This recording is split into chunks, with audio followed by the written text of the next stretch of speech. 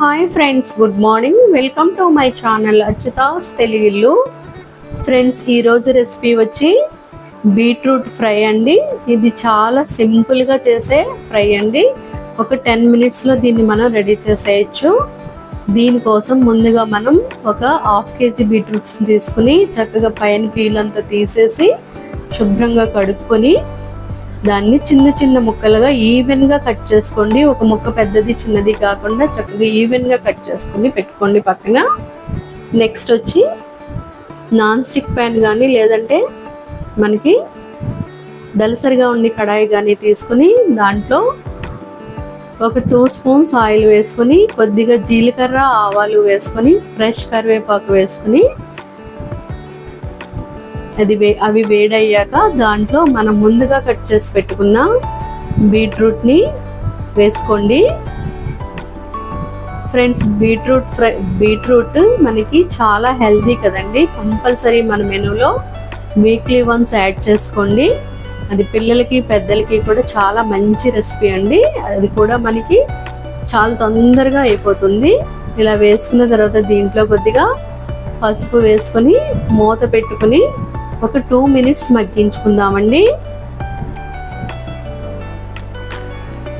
Friends, ఈ recipe మనకి ఈజీగా అయిపోతుంది కాబట్టి మనం ఒక రసం పెట్టుకుని దానికి సైడ్ డిష్గా కానీ లేదంటే పప్పు కర్రీ సేవ్ చేసుకున్న సైడ్ డిష్గా కానీ చేసుకుంటే చాలా బాగుంటుంది. ఓకే ఫ్రెండ్స్, ఇలా మగ్గిన తర్వాత ఇదిగోండి మనం పెట్టిన లిడ్ మీద వాటర్ వస్తుంది కదండి. ఆ వాటర్ని కూడా దీంట్లో యాడ్ చేయకుండా మనం బయట వేసేద్దామండి. అలాగే దీనికి సరిపడగా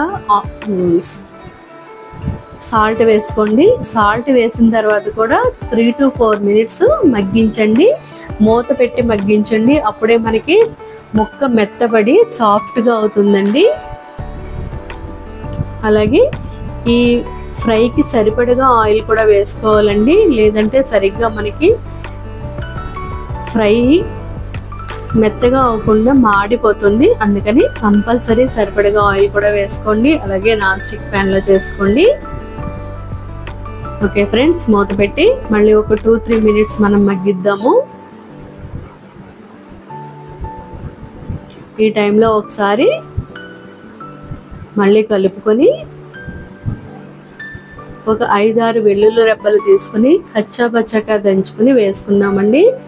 ఈ ఫ్రైస్ వేటిలో అయినా సరే ఈ వెల్లుల్లి రెబ్బలు కచ్చాపచ్చాగా దంచి వేస్తే దానికి టేస్ట్ చాలా బాగుంటుందండి. అలాగే ఇలా మనం ముక్క ఉడికిందో లేదో ఒక్కసారి గరిటతో నొక్కి చెక్ చేసుకుంటే మనకి ఈ టైంలో తెలిసిపోతుందండి.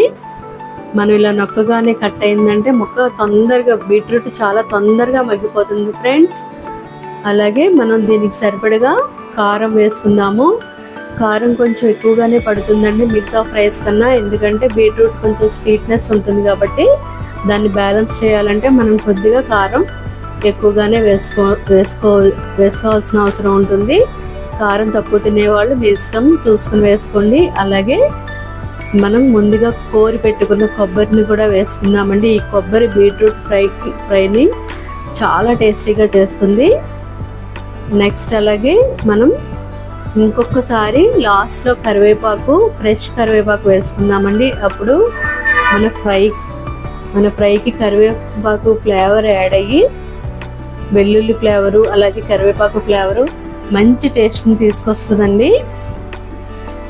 ఫ్రెండ్స్, తప్పనిసరిగా మీరు ఈ బీట్రూట్ ఫ్రైని ఒకసారి ప్రిపేర్ చేయండి. మీకు చాలా తక్కువ టైంలో రెడీ అయిపోతుందండి. అలాగే మంచి టేస్ట్ కూడా ఉంటుంది. అలాగే పిల్లలకి పెద్దవాళ్ళకి కూడా ఈ రెసిపీ చాలా మంచిదండి హెల్త్కి. తప్పనిసరిగా ఒకసారి ట్రై చేసి ఎలా వచ్చిందో కమెంట్ చేయండి.